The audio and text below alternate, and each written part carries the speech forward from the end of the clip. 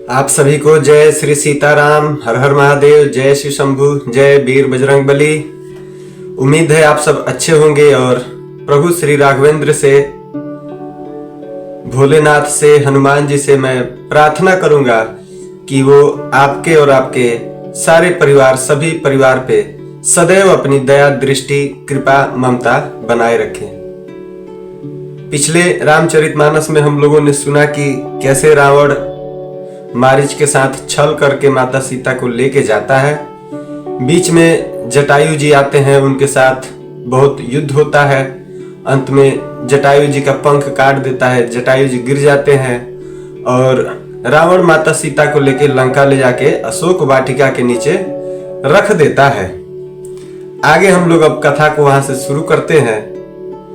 जब माता सीता को अशोक वाटिका के नीचे रखता है तो जिस प्रकार कपट मृग के साथ श्री रामचंद्र जी दौड़े चले गए थे, उस समय की जो छवि थी ना, उसी छवि को अपने हृदय में धारण करके माता सीता वही छवि को हृदय में रखकर हरि नाम अर्थात राम नाम की रटरटी लगाए वहीं पे माता सीता रहती हैं।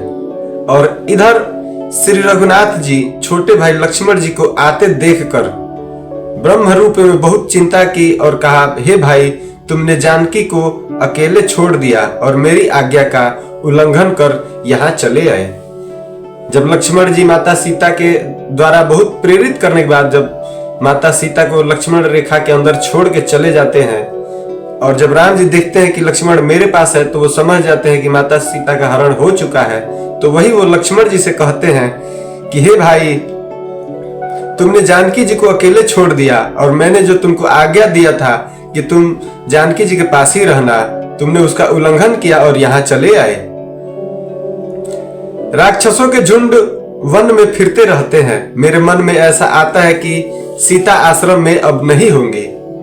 छोटे भाई लक्ष्मण जी ने श्री रामचंद्र जी के चरण कमलों को पकड़कर हाथ जोड़कर कहा कि हे नाथ, मेरा कुछ भी दोष नहीं है। अनुज समेत गए प्रभु तहवा, गोदावरी तट आश्रम जहवा। आश्रम देखी जानकी हीना, भय विकल जस प्राकृत दीना। लक्ष्मण जी सहित प्रभु श्री रामचंद्र जी वहां गए जहां गोदावरी के तट पर उनका आश्रम था। आश्रम को जानकी जी से रहित देखकर अर्थात वहां जानकी जी को ना देखकर श्री राम जी साधारण मनुष्य की भांति व्याकुल और दीन अर्थात दुखी हो गए। प्रभु विलाप करने लगे, हाँ गुणों की खान जानकी, हाँ रूप, शील, व्रत और नियमों में पवित्र सीते।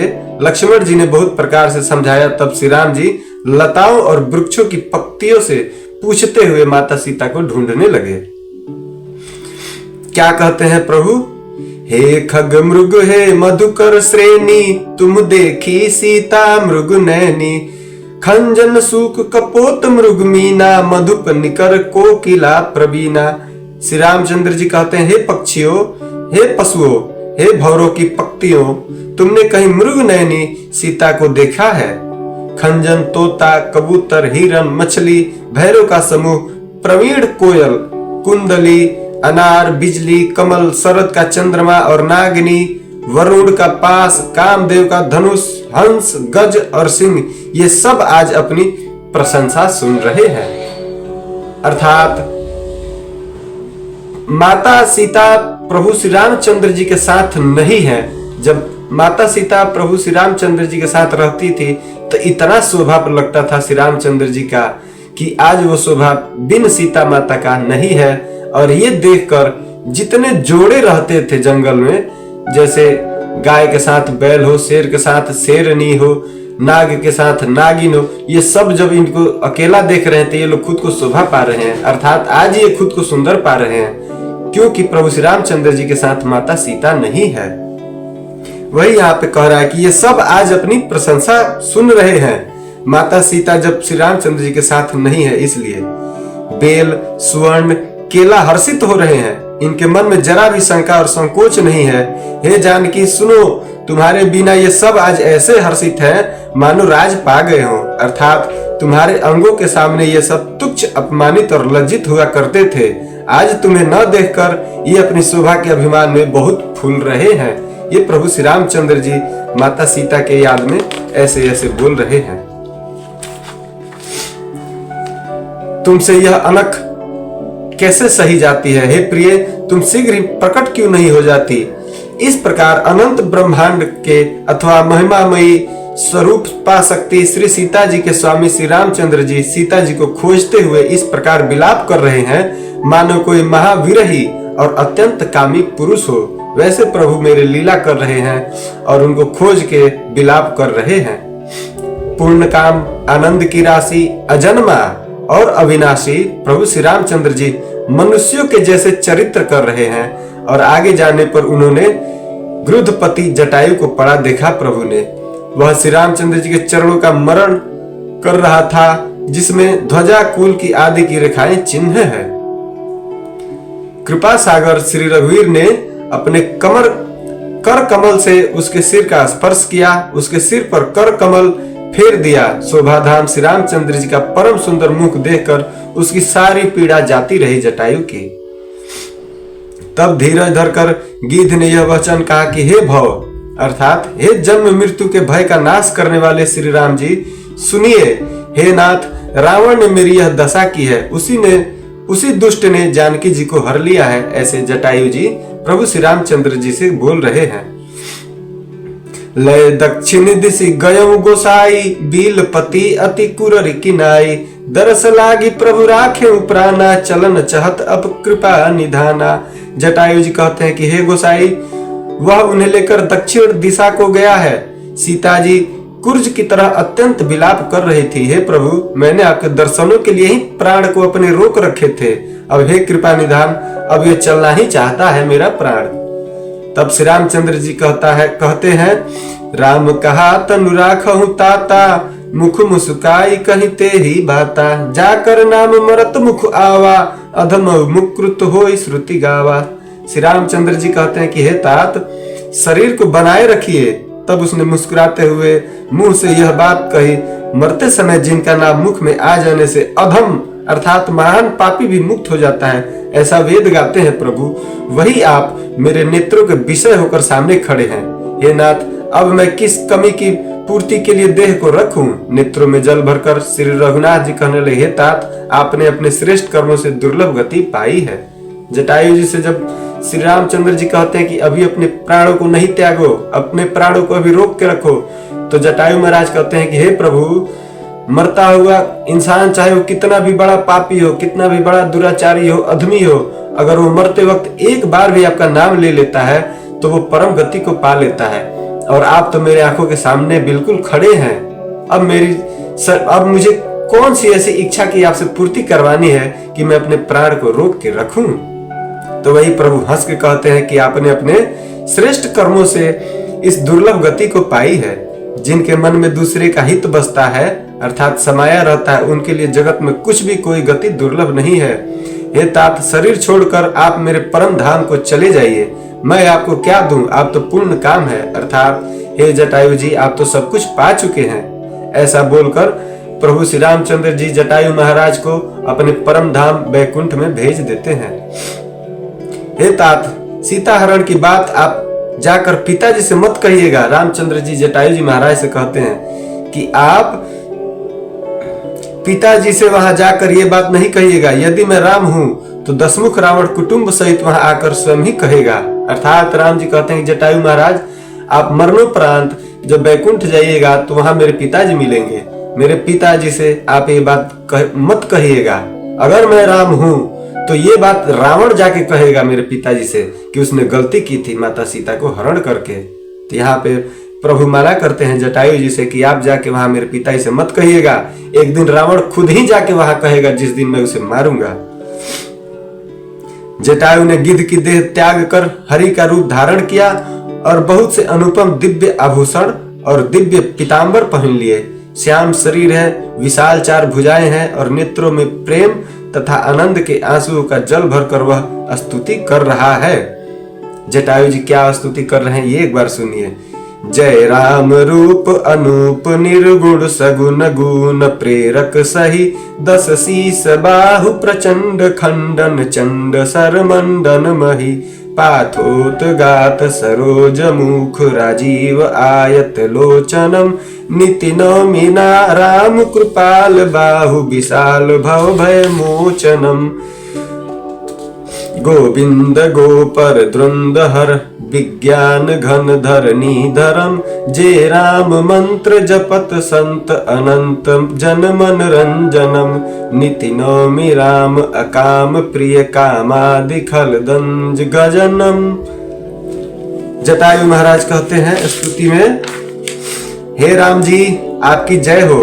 आपका रूप अनुपम है, आप निर्गुण है, सगुण है और सत्य ही गुणों के अर्थात माया के प्रेरक हैं। 10 सिर वाले रावण की प्रचंड भुजाओं को खंड खंड करने के लिए प्रचंड बाण धारण करने वाले, पृथ्वी को सुशोभित करने वाले, जल युक्त मेघ के समान श्याम शरीर वाले, कमल के समान मुख और लाल कमल के समान विशाल नेत्रों वाले, विशाल भुजाओं वाले और भव भय से छुड़ाने वाले कृपालु श्री रामचंद्र जी को मैं नित्य नमस्कार करता हूँ। जटायु जी महाराज कहते हैं, आप अपमरित बलवाले हैं, अनादि अजन्मा अव्यक्त अर्थात निराकार, एक अगोचर अर्थात अलक्ष्य, गोविंद इंद्रियों से अतीत, जन्म मरण दुख सुख हर्ष शोक आदि द्वंद्वों को हरने वाले, विज्ञान की घन मूर्ति और पृथ्वी के आधार हैं तथा जो संत राम मंत्र की जप करते हैं उन अनंत सेवकों को मन को आनंद देने वाले हैं। आप उन निष्काम प्रिय अर्थात निष्काम जनों में प्रेमी अथवा उन्हें प्रिय तथा काम आदि दुष्ट वृत्तियों के दल का दलन करने वाले श्री रामचंद्र जी को मैं नित्य नमस्कार करता हूँ। जिनकी श्रुतियां निरंजन माया से परे, ब्रह्मा व्यापक निर्विकार और जन्म रहित कहकर गान करती हैं, मुनि जिन्हें ध्यान ज्ञान वैराग्य और योग आदि अनेक साधन करके प्राप्त करते हैं, वही करुणाकंद शोभा के समूह स्वयं श्री भगवान प्रकट होकर जड़ चेतन समस्त जगत को मोहित कर रहे हैं। मेरे हृदय कमल के भ्रम रूप उनके अनेक अंग अंग में बहुत से कामदेवों की छवि शोभा पा रही है, जो अगम और सुगम है, निर्मल स्वभाव है, विषम और सम है और सदा शीतल शांत रहते हैं। मन और इंद्रियों को सदा वश में करते हुए योगी बहुत साधन करने पर जिन्हें देख पाते हैं, वे तीनों लोकों के स्वामी रमा निवास श्री राम जी निरंतर अपने दासों के वश में रहते हैं। वही मेरे हृदय में निवास करें, जिनकी पवित्र कीर्ति आवागमन को मिटाने वाली है। जटायु महाराज प्रार्थना कर रहे हैं, विनती कर रहे हैं। अखंड भक्ति का वर मांग कर गिरिधराज जटायु श्री हरि के परम धाम को चला गया। अंत में तब श्री रामचंद्र जी ने उसकी दाह कर्म आदि सारी क्रियाएं यथा योग्य अपने हाथों से प्रभु ने किया। श्री रघुनाथ जी अत्यंत कोमल चित्त वाले, दीन दयालु और बिना ही कारण कृपालु हैं। इसीलिए प्रभु श्री रामचंद्र जी को कहा जाता है कि अकारण करुणा वरुणालय है मेरे श्री रामचंद्र जी। गिद्ध पक्षियों में भी अधम पक्षी और मांसाहारी था, उसको भी वह दुर्लभ गति दी जिसे योगी जन मांगते रहते हैं। अर्थात मेरे प्रभु ने गिद्ध जो मांसाहारी होते हैं, अधम होते हैं, उनको भी प्रभु ने अपना बैकुंठ दिया। वही बैकुंठ जिसके लिए बहुत से तपस्वी योगी ऋषि मुनि हमेशा मांगते रहते हैं और उनकी चाह भी होती है कि मुझे बैकुंठ मिले। उस बैकुंठ को बहुत आसानी से प्रभु ने गिद्धराज को दे दिया। सुनहु उमाते लोग अभागी, हरि तजी हो ही विषय अनुरागी, पुनि सीत ही खोजत दो भाई, चले बिलोकत बन बहुताई। यहाँ पे शिव जी कहते हैं, हे पार्वती सुनो, वे लोग बहुत अभागे हैं जो भगवान को छोड़कर विषयों से अनुराग करते हैं। और आगे फिर दोनों भाई सीता जी को खोजते हुए आगे चले। वे उनकी सघनता देखते जा रहे हैं। वह सघन वन लताओं और वृक्षों से भरा है, उसमें बहुत से पक्षी मृग हाथी सिंह रहते हैं। श्री राम जी ने रास्ते में आते हुए कबंध राक्षस को भी मारा। उसने अपने साप की सारी बात कबंध राक्षस ने प्रभु जी से कही। कबंध राक्षस ने बोला कि हे प्रभु, दुर्वासा जी ने मुझे श्राप दिया था, अब प्रभु के चरणों को देखने से वह पाप मेरा मिट गया। तो उस राक्षस को श्री रामचंद्र जी ने कहते हैं कि हे गंधर्व सुनो, मैं तुमसे कहता हूँ, ब्राह्मण कुल से द्रोह करने वाला मुझे नहीं सुहाता। अर्थात जो ब्राह्मण कुल से द्रोह करता है वो मुझे कभी अच्छा नहीं लगता है। मन वचन और कर्म से कपट छोड़कर जो भूदेव ब्राह्मणों की सेवा करता है, मुझ समेत ब्रह्मा शिव आदि सब देवता भी उसके वश में रहते हैं। प्रभु श्री रामचंद्र जी उस राक्षस से कहते हैं,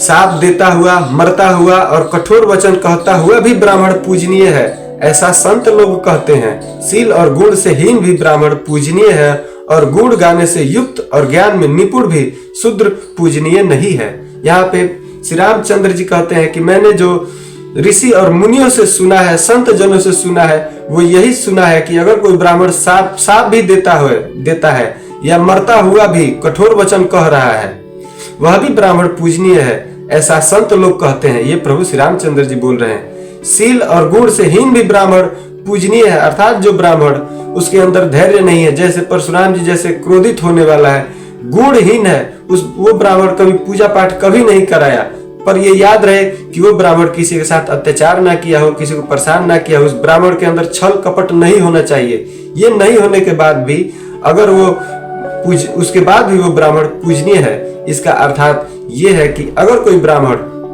नास्तिक हो, वो भगवान को नहीं मानता हो, किसी भी देवी देवता को नहीं मानता हो, परंतु वो किसी की हत्या ना करता हो, कभी मुख से कठोर वचन नहीं बोलता हो, वह ब्राह्मण भी पूजनीय है। और गुणों से युक्त और ज्ञान में निपुण भी शूद्र पूजनीय नहीं है, अर्थात वह शूद्र जो बहुत ज्ञान को जानता है, बहुत से वेदों को पढ़ा हुआ है, लेकिन फिर भी अगर वो मांस का भोजन करता है, वो शिकार करता है, किसी को परेशान करता है, अगर वो सारे ऐसे कार्य करता है, जो गंदगी करता है, जो गंदनीय है, वह फिर भी पूजनीय नहीं है।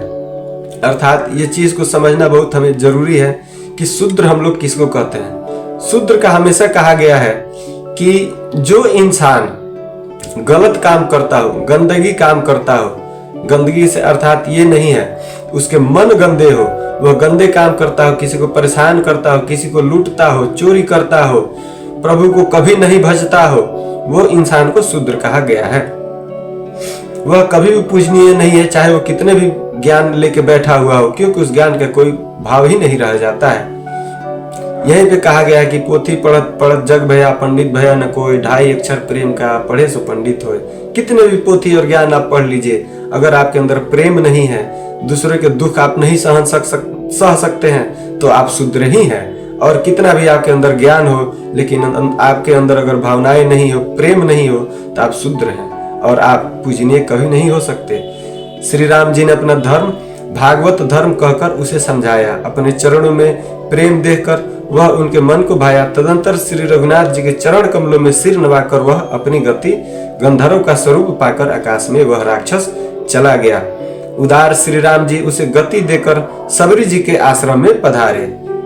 अब इस कथा को हम लोग यहाँ पे छोड़ेंगे, क्योंकि सबरी जी के पास जाएंगे तो यहाँ पे माता सबरी उनसे नवधा भक्ति पूछेंगी, जो हम सबको जानना बहुत जरूरी है। और वहां पे प्रभु श्री रामचंद्र जी सबरी माता को नवधा भक्ति समझाएंगे।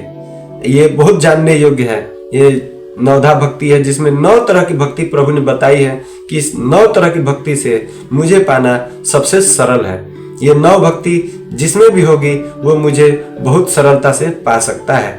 इसलिए इस कथा को हम लोग अलग एपिसोड में ही बनाएंगे, अलग भाग में बनाएंगे कि सबरी से मिलके प्रभु श्री रामचंद्र जी नवधा भक्ति क्या क्या है, कैसे बताते हैं, और उस चीज को हम लोग भी अपने जीवन में उतारेंगे। तो इस कथा को यहीं पे हम लोग विश्राम करते हैं। बोलिए श्री सीतारामचंद्र भगवान की जय, रामचारो भैया की जय, माता कौशल्या, माता सुमित्रा, माता कैकेयी की जय, पिता दशरथ जी, पिता जनक जी की जय, चराचर जीव की जय, अपने माता पिता की जय, अपने गुरु गोविंद की जय। जय जय श्री सीताराम, हर हर महादेव, जय हनुमान।